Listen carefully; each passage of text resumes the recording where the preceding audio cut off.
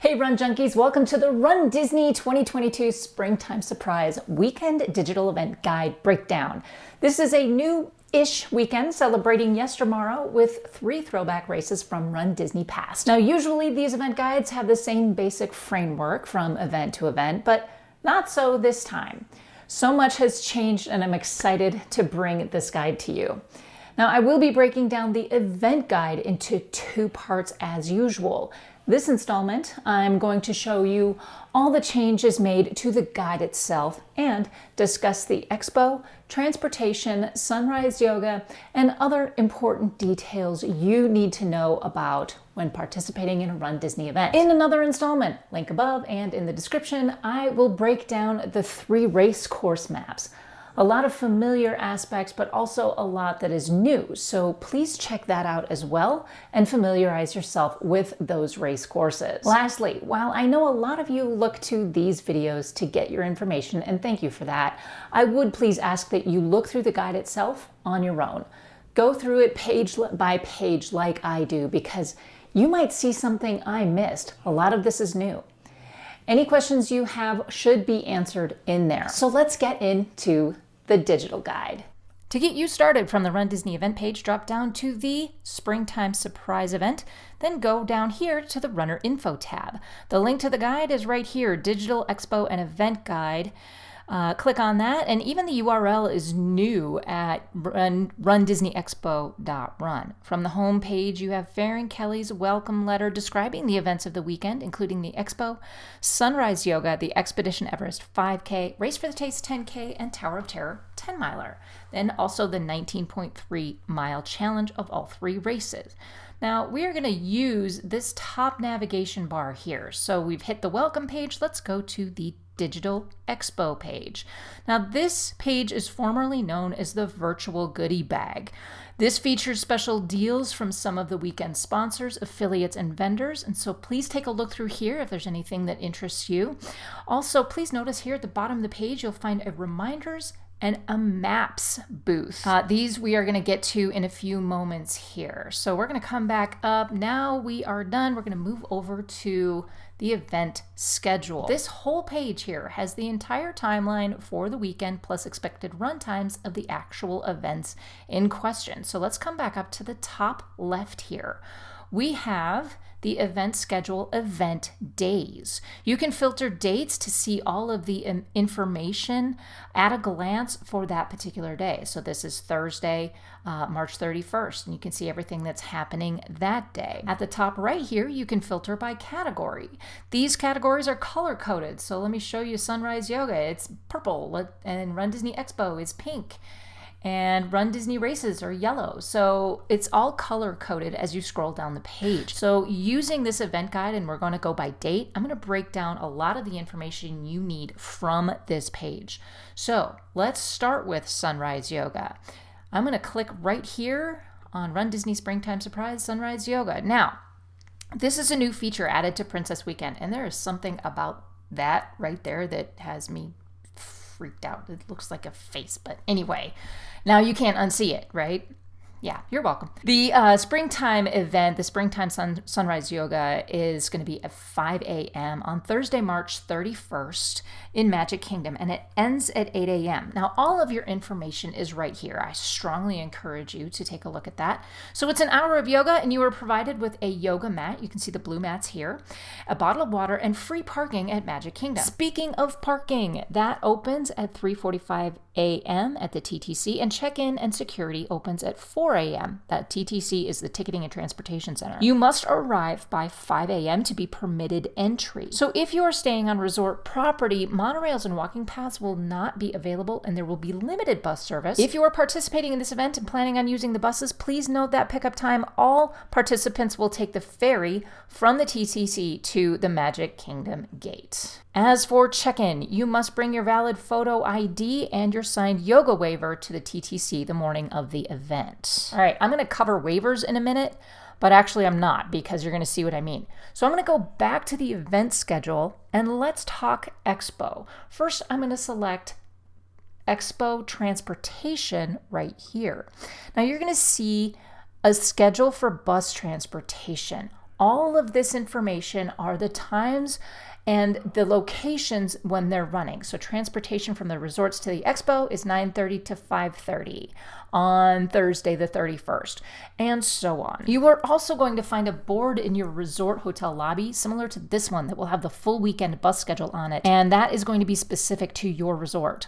Bus transportation runs between the expo and race events and all Disney resort hotels, Shades of Green and the Swan and Dolphin resorts. So if you are driving to the expo, let me show you all of this information. Every single one of those transportation tabs takes you to something that looks like this. If you're driving into the expo, there is ample parking at ESPN Wide World of Sports, and I'm going to talk a little bit more about that in a minute. So we're going to go back again to the event schedule, and we're going to select Run Disney Expo. So there are 3 days for the Run Disney Health and Fitness Expo at ESPN Wide World of Sports Complex. Thursday, March 31st from 10 to 6, Friday, April 1st from 12 to 7, and Saturday, April 2nd from 11 to 3. As with all Run Disney events, you must pick up your bibs prior to your first race at the expo. The new waiver and expo check-in pass system was implemented with the 2021 Wine and Dine event and actually streamlines the process very well. What's so awesome is that they made this whole video on how to do this so I don't have to. Seriously, watch this video. It's just a minute and a half. Now, all of the instructions are here in the video and here on the page. It walks you through it step by step. It's actually very easy. I'm not going to go any further into that. So let's come down here to the expo maps. I'm actually loving the clarity of these maps, you guys. These are the best they've ever looked. They've done a wonderful job, I think, with this new guide. So, okay, this is the big map here, and I would recommend that your stops in order are A, the Advent Health Arena. All right, this is where your Run Disney merchandise store is. It's where you can get all of your fun pins and commemorative merchandise and all of that stuff. Then the second stop I recommend is over here in the building C. This is the State Farm, formerly the HP Field House, and this is where you get your bibs. All bibs are located here in this building.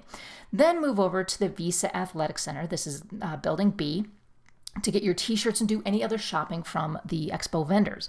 So let's come down to the arena first. Gosh, look at that. Isn't that pretty? Upon entering the arena, you're going to come in from over here and you're going to go around. They're going to lead you around kind of behind this backstage hallway to probably this adjacent building here. This is where they're going to queue you up, especially if you are there early, and they will queue you up in this area.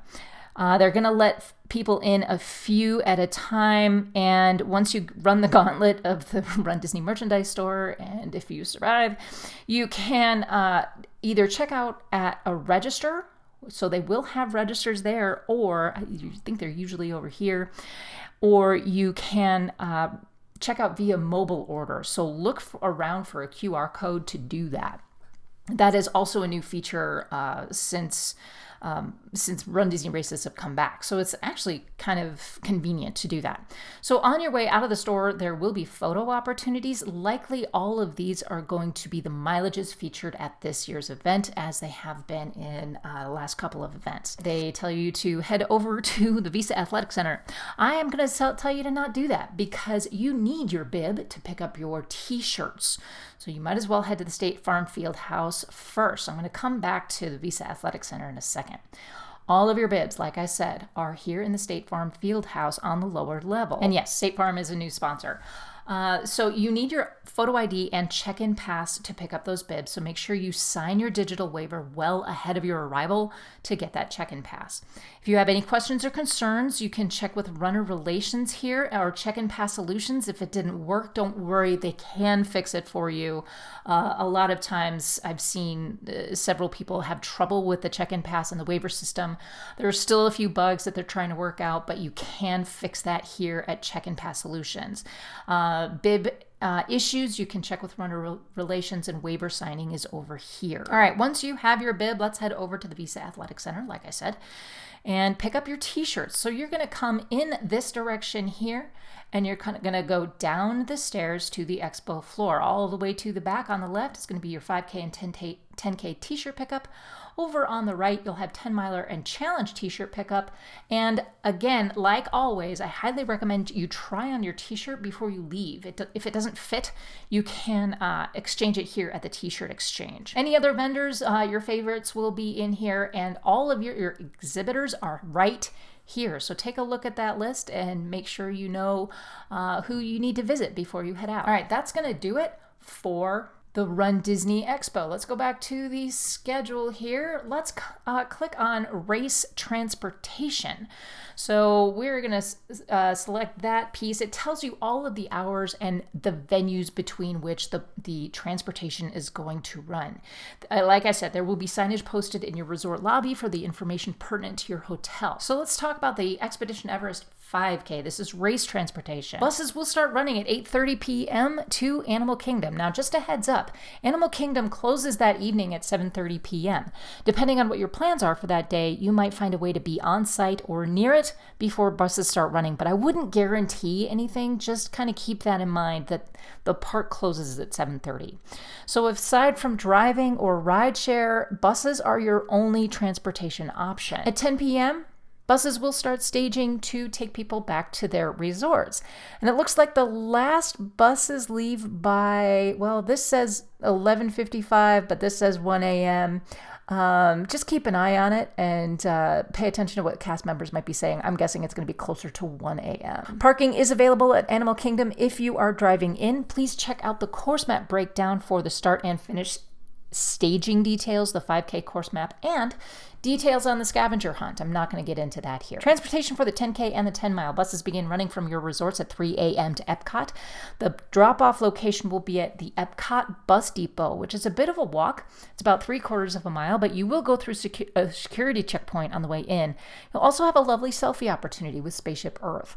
The last buses from the resorts leave at 4:30, and after the 10K, buses will return you back to your resort hotel until 9, and after the 10-mile, they will run until 10 a.m. Now, I'm back on the event schedule, and I'm going to skip right now this Run Disney Races filter because I'm going to get into those in more detail during the course map breakdown. So that leaves spectators. Let's head to the spectators tab. Spectators may take the same bus transportation as runners. Now, for the Expedition Everest 5K, you are only allowed here in these yellow areas, in the reunion areas, and along this area here. Let's go to the 10K and 10-mile.